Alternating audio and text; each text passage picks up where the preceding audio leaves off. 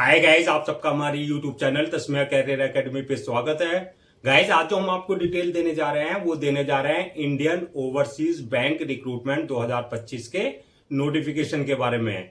Indian overseas bank ने local bank officers की 400 vacancies के लिए अपना नोटिफिकेशन जारी किया है। अगर आप भी इन वैकेंसीज के लिए अप्लाई करना चाहते हैं तो गाइस ये वीडियो आपके लिए बहुत ज्यादा इंपॉर्टेंट है, क्योंकि इस वीडियो में हमने पूरा डिटेल में बताया कि क्या मिनिमम क्वालिफिकेशन मांगी गई है, क्या आपका सिलेक्शन प्रोसेस रहेगा, लास्ट डेट अप्लाई करने की कब है और ऑनलाइन जाकर के कैसे आपको रजिस्ट्रेशन और फॉर्मेलिटीज पूरी करनी होगी। तो गाइस पूरा वीडियो देखिएगा और साथ ही साथ में हमारे इस यूट्यूब चैनल को सब्सक्राइब कर लें, लाइक करें और ज्यादा से ज्यादा शेयर करें। तो गाइस सबसे पहले बात करते हैं इनकी ऑफिशियल वेबसाइट की। इनकी जो ऑफिशियल वेबसाइट है वो है www.iob.in, जहां पर जाकर के आपको रजिस्ट्रेशन और फॉर्मेलिटीज पूरी करनी होगी। रिक्रूटमेंट अथॉरिटी जो रहेगी आपकी इंडियन ओवरसीज बैंक रहेगी। पोस्ट नेम की अगर बात करें तो आपकी एलबीओ की पोस्ट रहेगी, यानी कि लोकल बैंक ऑफिसर्स की रहेगी। ये आपकी परमानेंट यानी कि रेगुलर जॉब रहेंगी। टोटल वैकेंसी जो है 400 पोस्ट के लिए जो है 400 वैकेंसीज के लिए इन्होंने अपना नोटिफिकेशन जारी किया गया है। जेंडर की अगर बात करें तो मेल एंड फीमेल यानी कि man and women both can apply for these vacancies है। जॉब लोकेशन की अगर बात करें यानी कि सिलेक्शन होने के बाद जो आपका तमिलनाडु में, आपका उड़ीसा स्टेट में, महाराष्ट्र में, गुजरात में, वेस्ट बंगाल में, इसके अलावा जो है पंजाब स्टेट में आपकी पोस्टिंग दी जा सकती है। और इसके अलावा अगर जरूरत पड़ी इंडिया में जहां जहां इंडियन ओवरसीज बैंक के ब्रांचेस हैं या ऑफिसेज या यूनिट्स हैं, कहीं भी आपका जो है पोस्टिंग आपको दी जा सकती है। अप्लाई मोड की अगर बात करें तो पूरा प्रोसेस ऑनलाइन रहेगा, ऑफलाइन किसी तरह का कोई कम्युनिकेशन या कॉरेस्पॉन्डेंस नहीं किया जाएगा। रजिस्ट्रेशन जो स्टार्ट हो गए हैं वो 12 मई 2025 से रजिस्ट्रेशन स्टार्ट हो चुके हैं और लास्ट डेट जो है रजिस्ट्रेशन की यानी कि अप्लाई करने की वो है 31 मई 2025। तो 31 मई 2025 से पहले पहले आपको इनकी ऑफिशियल वेबसाइट पर जाकर के अपना रजिस्ट्रेशन और फॉर्मेलिटीज पूरी कर लेनी है। अब बात करते हैं एग्जाम डेट की। तो एग्जाम डेट अभी कोई अनाउंस नहीं की गई है, किसी भी तरह की डेट अनाउंस नहीं की गई है। जल्दी ही इनकी एग्जाम डेट भी डिक्लेयर कर दी जाएगी इनकी ऑफिशियल वेबसाइट पर। एडमिट कार्ड की अगर बात करें तो एडमिट कार्ड जो भी एग्जाम डेट आएगी आपकी उससे एक हफ्ते पहले जो है आप अपना एडमिट कार्ड जो है इनकी ऑफिशियल वेबसाइट से डाउनलोड कर सकते हैं। अब नेक्स्ट बात करते हैं कि आपका एप्लीकेशन फीस क्या रखी गई है। तो एप्लीकेशन फीस की अगर हम बात करें, अगर आप जनरल, ओबीसी या ईडब्ल्यूएस इस कैटेगरी में आते हैं तो आपके लिए एप्लीकेशन फीस 850 रुपए रखी गई है। और अगर आप एससी, एसटी या फिजिकल हैंडीकैप इस कैटेगरी में है तो आपके लिए एप्लीकेशन फीस जो है 175 रुपए रखी गई है। पेमेंट मोड की अगर बात करें तो ये आपका एप्लीकेशन फीस का ऑनलाइन आपको पेमेंट करनी होगी। At the time of registration आप अपने debit card, credit card, net banking, UPI, IMPS या जो भी पेमेंट गेट पे उनका है उसके थ्रू आप अपनी एप्लीकेशन फीस जो है अपनी कैटेगरी के अकॉर्डिंग डिपॉजिट कर सकते हैं। अब नेक्स्ट बात करते हैं कि आपका एलिजिबिलिटी क्राइटेरिया क्या मांगा गया है, यानी कि क्या मिनिमम एजुकेशनल क्वालिफिकेशन मांगी गई है। तो क्वालिफिकेशन की अगर बात करें तो bachelor degree in any discipline from recognised board और इंस्टीट्यूशन और यूनिवर्सिटी, यानी कि आपके पास जो है बैचलर डिग्री होनी चाहिए, आपने अपना ग्रेजुएशन कंप्लीट कर रखा हो किसी भी स्ट्रीम में, यानी कि बीएससी वाले भी अप्लाई कर सकते हैं, बीए वाले भी अप्लाई कर सकते हैं, बीकॉम वाले भी अप्लाई कर सकते हैं, यानी कि सबके लिए अपॉर्चुनिटी रखी गई है। साइंस वालों के लिए भी, कॉमर्स वालों के लिए भी और आर्ट्स वाले भी अप्लाई कर सकते हैं। अब बात करते हैं कि आपका एज लिमिट। तो एज लिमिट की अगर बात करें तो मिनिमम 20 साल और मैक्सिमम 30 साल रखी गई है। 20 और 30 के बीच में अगर आपकी एज है तो आप इन वैकेंसीज के लिए अप्लाई कर सकते हैं। Age relaxation as per government rules and regulations, जो आपको रिजर्व कैटेगरीज वालों को एससी, एसटी, ओबीसी वगैरह को दिया जाता है एज रिलैक्सेशन, वो एज पर नॉर्म्स उनको एज रिलैक्सेशन प्रॉपर दिया जाएगा।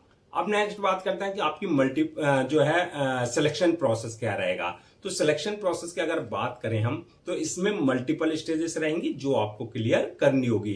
तो इसमें जो फर्स्ट स्टेज होगी वो होगी आपकी रिटर्न एग्जामिनेशन की, यानी कि आपका रिटर्न एग्जाम कंडक्ट किया जाएगा। जो रिटर्न एग्जाम क्लियर कर लेंगे, सेकंड स्टेज उनके लिए होगी एलपीटी की, यानी कि लैंग्वेज प्रोफिशिएंसी टेस्ट। यानी कि आपका एलपीटी लैंग्वेज प्रोफिशिएंसी टेस्ट में क्या होगा, आपका रीडिंग आपसे आनी चाहिए, आपकी राइटिंग स्पीकिंग ये सारा आपका चेक किया जाएगा। यानी कि जिस स्टेट के लिए आप अप्लाई कर रहे हैं उसकी रीजनल लैंग्वेज यानी कि लोकल लैंग्वेज आपको आनी चाहिए, उसका एक एलपीटी टेस्ट लिया जाएगा। जो ये क्लियर कर लेंगे, थर्ड स्टेज होगी उनकी पर्सनल इंटरव्यू की, यानी कि आपका इंटरव्यू लिया जाएगा। और जो इंटरव्यू क्लियर कर लेंगे, फोर्थ स्टेज रहेगी उनकी डॉक्यूमेंट्स वेरिफिकेशन की, यानी कि at the time of registration जो आपने अपने डॉक्यूमेंट्स अपलोड किए हैं वो सारे डॉक्यूमेंट्स आपके ओरिजिनल चेक किए जाएंगे, यानी कि वेरीफाई किए जाएंगे। और लास्ट स्टेज जो होगी वो होगी मेडिकल एग्जामिनेशन की, यानी कि आपने जिस पोस्ट के लिए अप्लाई किया है उसके लिए देखा जाएगा कि आप फिजिकली और मेंटली पूरी तरीके से फिट हैं या नहीं आए। तो ये मल्टीपल स्टेजेस रहेंगी जो आपको क्लियर करनी होगी। अब नेक्स्ट बात करते हैं कि आपका जो रिटर्न एग्जाम होगा उसका क्या एग्जाम पैटर्न रहेगा, क्या उसका सिलेबस रहेगा। तो सबसे पहले बात करते हैं हम एग्जाम पैटर्न की। तो एग्जाम पैटर्न तो रहेगा आपका ऑनलाइन आपका एग्जाम कंडक्ट किया जाएगा, यानी कि सीबीटी कंप्यूटर बेस्ड टेस्ट आपका लिया जाएगा। क्वेश्चन जो होंगे, आपका जो पेपर का पैटर्न होगा वो आपका ऑब्जेक्टिव टाइप रहेंगे, यानी कि एमसीक्यू मल्टीपल चॉइस क्वेश्चन होंगे। टोटल क्वेश्चन जो होंगे 140 क्वेश्चन रहेंगे, जो कि आपके मैक्सिमम मार्क्स 200 के रहेंगे, यानी कि 140 क्वेश्चन और 200 मार्क्स के आपके रहेंगे। टाइम का अगर बात करें, यानी कि जो टाइम आपको पेपर को सॉल्व करने का दिया जाएगा वो 3 घंटे का टाइम आपको दिया जाएगा। नेगेटिव मार्किंग यानी कि रॉन्ग आंसर के लिए नेगेटिव मार्किंग का प्रोविजन रहेगा, यानी कि आपका जो है नेगेटिव मार्किंग की जाएगी, आपके जो है मार्क्स डिडक्ट किए जाएंगे अगर आपने रॉन्ग आंसर दिया तो। मीडियम ऑफ एग्जामिनेशन की अगर बात करें तो हिंदी एंड इंग्लिश, यानी कि हिंदी और इंग्लिश दोनों लैंग्वेज में पेपर रहेंगे। जिसमें भी आप कंफर्टेबल हो जिस लैंग्वेज में आंसर देने में, उसमें आप अपना आंसर दे सकते हैं। नेक्स्ट बात करते हैं कि आपका जो सिलेबस क्या रहेगा। जो आपका ऑनलाइन रिटर्न एग्जाम होगा उसका सिलेबस यानी कि क्वेश्चंस कहां से पूछे जाएंगे।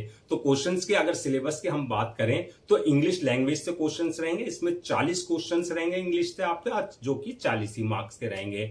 दूसरा जो रहेगा आपका जनरल इकोनॉमी और बैंकिंग अवेयरनेस से रिलेटेड क्वेश्चंस होंगे, जो कि 40 क्वेश्चंस होंगे, 40 ही मार्क्स के वो रहेंगे। इसके अलावा जो आपका रीजनिंग एंड कंप्यूटर एप्टीट्यूड से क्वेश्चंस होंगे, इसमें जो आपके 30 क्वेश्चंस रहेंगे, जो कि आपके 60 मार्क्स के रहेंगे। इसके अलावा जो आपका डाटा एनालिसिस एंड इंटरप्रिटेशन के क्वेश्चंस होंगे, जो कि आपके 30 क्वेश्चंस होंगे, जो कि 60 मार्क्स के ये भी रहेंगे। तो इस तरीके से आपके टोटल 140 क्वेश्चंस हो गए, जो कि आपके 200 मार्क्स के रहेंगे।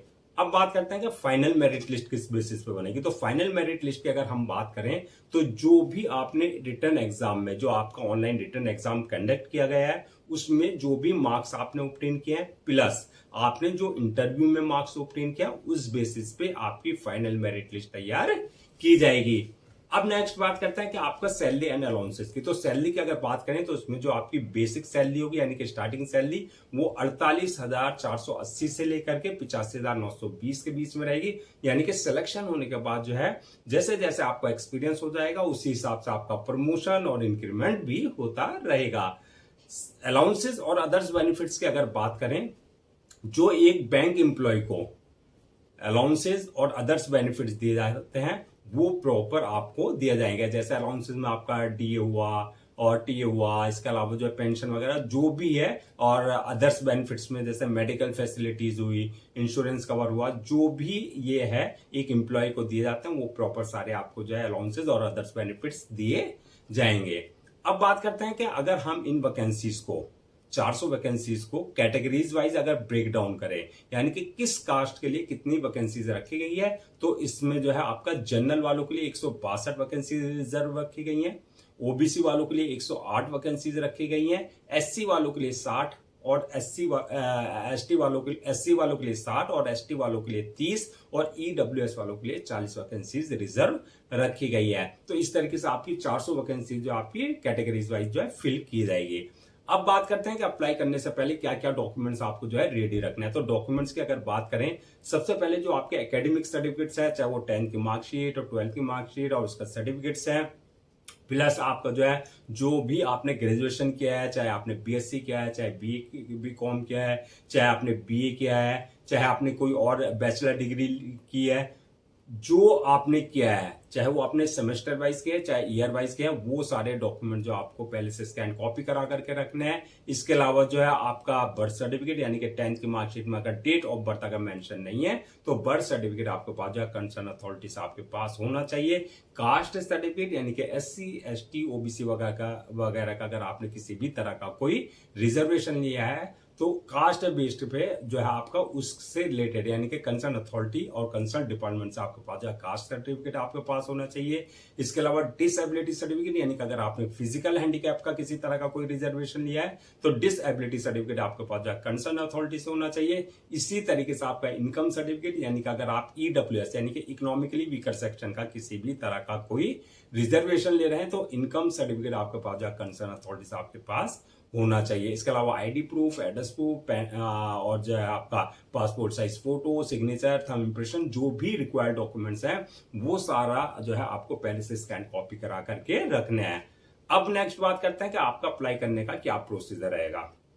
तो अप्लाई करने का प्रोसीजर की अगर बात करें तो सबसे पहले आपको इनकी ऑफिशियल वेबसाइट www.iob.in पर विजिट करना है। जब वहां विजिट करेंगे आप होम पेज पे जाएंगे, कैरियर वाले सेक्शन में आप जाएंगे। कैरियर वाले सेक्शन में जाने के बाद जो आपको लिंक मिलेगा IOB local bank officers apply online 2025 का लिंक मिलेगा, वहां आपको क्लिक करना है। यहां पर इस बात का ध्यान देना है अगर आपने इनके पोर्टल पर पहले से अपना आपको रजिस्टर नहीं करा रखा है तो आपको न्यू रजिस्ट्रेशन पे जाकर के अपना basic details plus valid email ID और मोबाइल नंबर से अपना आपको रजिस्टर करा लेना है। वहां रजिस्टर कराने के बाद जो है यानी कि वहां पर जो आपको रजिस्टर करने के बाद जो है वहां से आपकी जो है यूजर नेम और पासवर्ड जनरेट हो जाएंगे यानी कि जो आपके क्रेडेंशियल होंगे।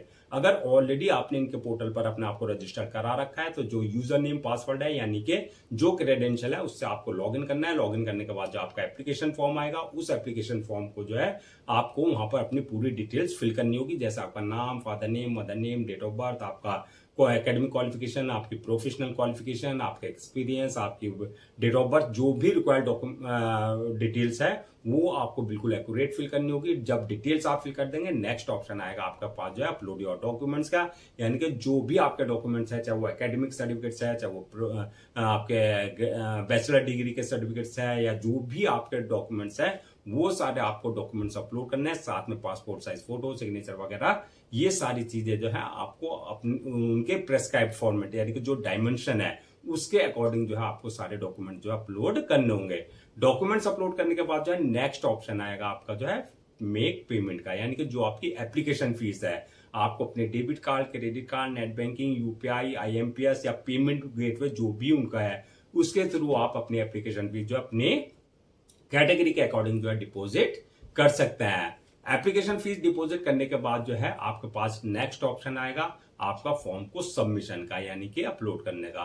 फॉर्म को सबमिट करने से पहले एक बार रिव्यू वाले ऑप्शन में जाकर के आप पूरा अपना डिटेल्स को रिव्यू कर लें, यानी कि जो फिल किया है उसमें किसी तरह की कोई मिस्टेक या एरर तो नहीं किया, अगर की है तो रिव्यू वाले ऑप्शन से आप जो है करेक्शन कर सकते हैं। रिव्यू करने के बाद जो फॉर्म को सबमिट कर दें और सबमिट करने के बाद जो है उसकी 1 या 2 कॉपी जो आप प्रिंट आउट जरूर ले लें for your future reference, so that आपके पास जो है एक ऑफिशियली रिकॉर्ड आपके पास जो है एक हो जाए हार्ड कॉपी के रूप में।